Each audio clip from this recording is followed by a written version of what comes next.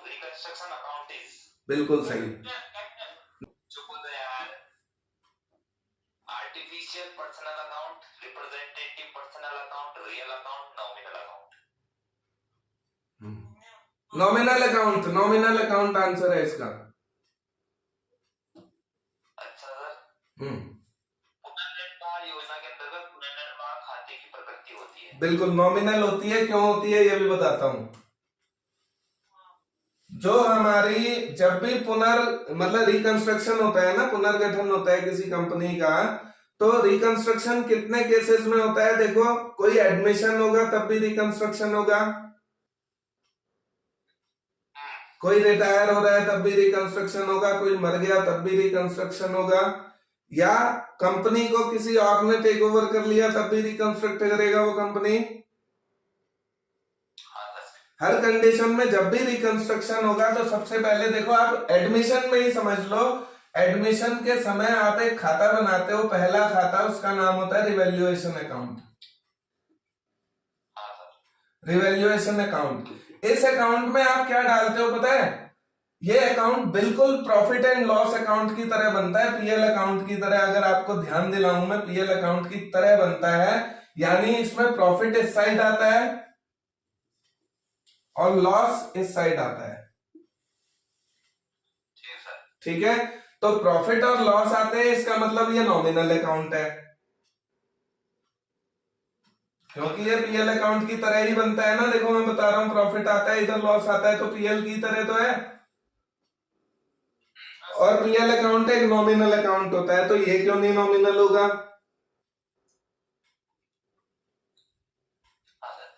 और प्रॉफिट इसमें कैसे दिखाया जाता है, किसी को याद है? असेट और लायबिलिटीज से दिखाया जाता है। बताओ प्रॉफिट कब होगा? जब असेट बढ़ेंगी तो प्रॉफिट होगा, या असेट घटेंगी तो प्रॉफिट होगा? Assets minus liability. नहीं नहीं, खाली असेट की बात बताओ कि मेरे पास असेट थी 1 लाख की, अब असेट हो गई है 1,10,000 की, तो ये जो 10,000 का इंक्रीज हुआ है, ये प्रॉफिट है या लॉस है? प्रॉफिट। इसका मतलब इंक्रीज इन असेट इस साइड दिखाओगे आप, और डिक्रीज इन असेट हो गई तो लॉस हो गया। ऐसे ही इंक्रीज इन लायबिलिटी हो गई तो लॉस हो गया, लायबिलिटी बढ़ गई तो,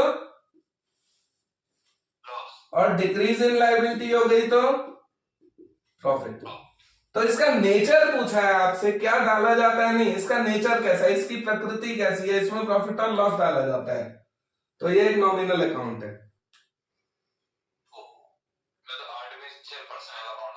हाँ, इसको ये छोटी छोटी गलतियां हो जाती हैं, लेकिन फर्दर अगर इससे रिलेटेड कोई बात आपको पूछ ली जाए ना अगले आने वाले एग्जाम में, तो आप अब गलत नहीं करोगे इसको। हाँ, कॉस्ट अकाउंटिंग का मेन ऑब्जेक्टिव बताओ, कॉस्ट अकाउंटिंग क्यों बनाते हो आप? Ascertainment of cost. ठीक हो गया, पहला हो गया असर्टेनमेंट ऑफ कॉस्ट। क्या कॉस्ट को असर्टेन करने के लिए कॉस्ट अकाउंट बनाते हैं? B,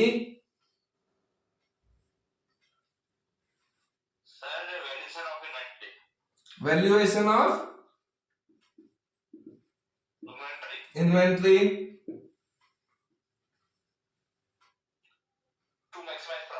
to maximize profit,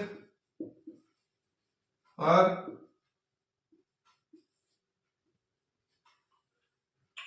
determining the selling policy. ठीक हो गया, कौन बताएगा इसका आंसर? मैं तो sir determining the selling policy का क्या है? सेलिंग पॉलिसी डिटरमाइन करना नहीं, ये आंसर नहीं है इसका। असर्टेनमेंट ऑफ कॉस्ट, आंसर इसका यही है, बिल्कुल करेक्ट। ये आंसर कब होता?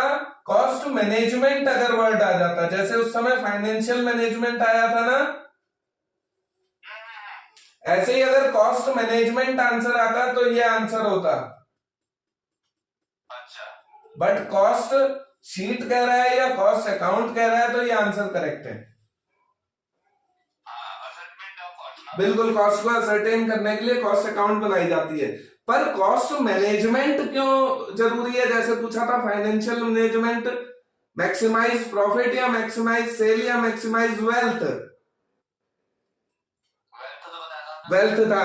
ऐसे ही यहां पर कॉस्ट मैनेजमेंट का इस्तेमाल होता है टू मैक्सिमाइज द प्रॉफिट या to reduce the cost. Cost को रिड्यूस करना भी उसका काम है मैनेजमेंट का।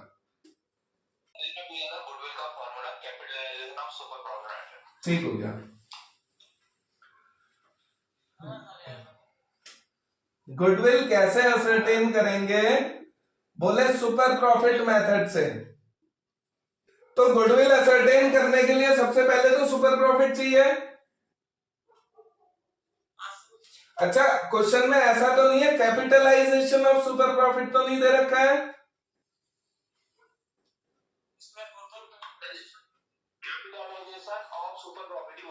ठीक हो गया।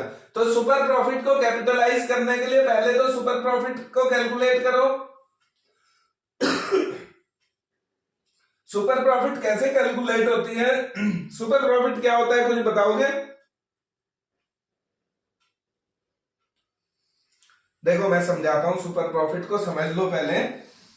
मान के चलो कोई कंपनी है ना, वो 5 लाख की इन्वेस्टमेंट करती है, इन्वेस्टमेंट, और नॉर्मल रेट ऑफ रिटर्न है 10%। कितना? तो नॉर्मल प्रॉफिट कितना होगा? नॉर्मल प्रॉफिट इसी से तो निकालोगे।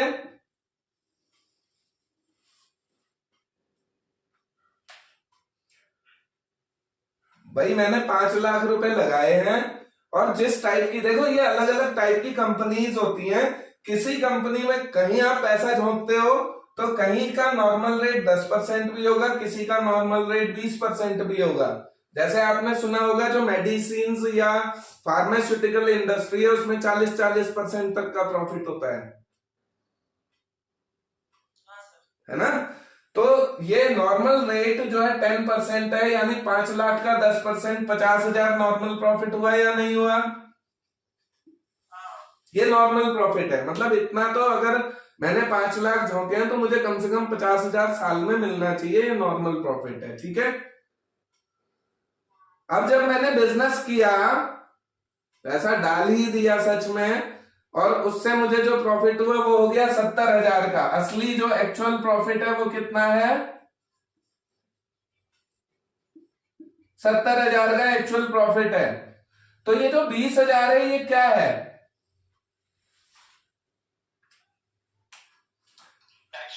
यही, हाँ यही तो सुपर प्रॉफिट है,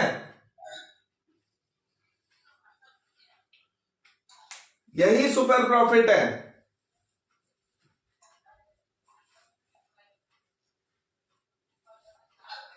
बात आई समझ में? इसी को हम सुपर प्रॉफिट कहते हैं। बट अभी गुडविल सुपर प्रॉफिट ही तो निकला, अभी कैपिटलाइज थोड़ी किया सुपर प्रॉफिट को। कैपिटलाइज कैसे करोगे? कैपिटलाइज में क्या करो, इसी एग्जांपल में मान के चलो मैंने कहा 20,000 का सुपर प्रॉफिट है, तो यहां तो 20,000 लिखो,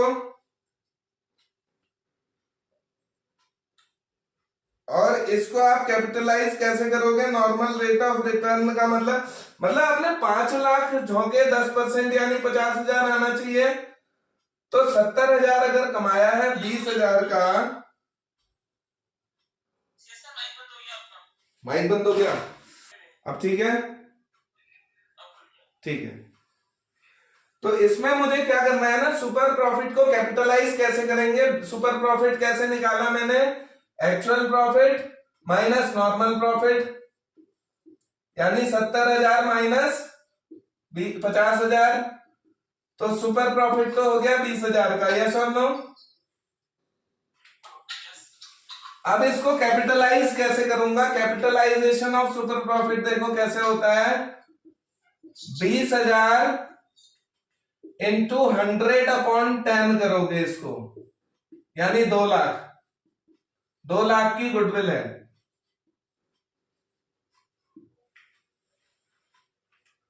इस केस में 2 लाख की गुडविल है। कैसे निकाली? नॉर्मल रेट जो 10% था ना उसको पलट देना है। नॉर्मल रेट कितना था? 10% ना?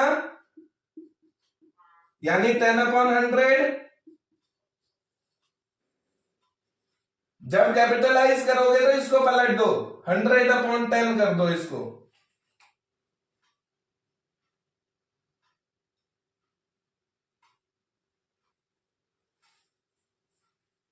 तो इसका फॉर्मूला आंसर में क्या दिया होगा? कैपिटलाइजेशन ऑफ सुपर प्रॉफिट आपका हो जाएगा average profit minus normal profit into 100 upon rate of return, 100 upon rate. ऐसा कुछ फॉर्मूला दिख रहा है क्या ऑप्शन में?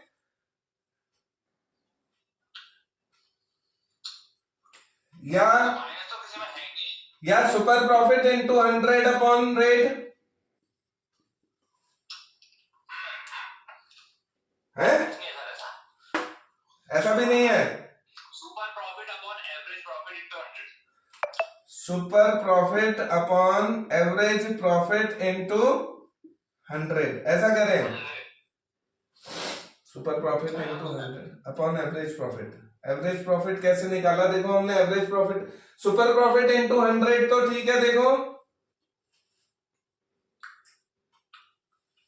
और ऑप्शन बताओ जरा क्या क्या है। एक बार ऑप्शन सारे बता दो, मैं चेक कर लूंगा एक बार। Average profit upon normal rate into 100। Upon rate into 100। देखो एवरेज प्रॉफिट से तो निकल ही नहीं सकता, ये तो गलत हो गया। एवरेज सुपर प्रॉफिट निकलेगा तो सुपर प्रॉफिट से निकलेगा, एवरेज प्रॉफिट वाला तो हो ही नहीं सकता। सेकंड में आ जाओ। Super profit upon average profit into 100। ठीक हो गया। तीसरा बताओ। Annual super profit upon normal rate into 100। यही तो आंसर है भैया, ये आंसर है करेक्ट। करेक्ट आंसर यही है। Okay sir. हाँ, इस आंसर को सही कर लेना। इसका आंसर ये नहीं है, इसका आंसर ये है। Annual super profit, annual super profit का मतलब सुपर प्रॉफिट ही तो है, और अपॉन रेट मतलब नॉर्मल रेट ही तो है।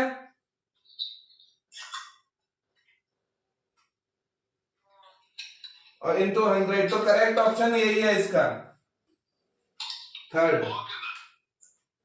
Okay, good night all of you.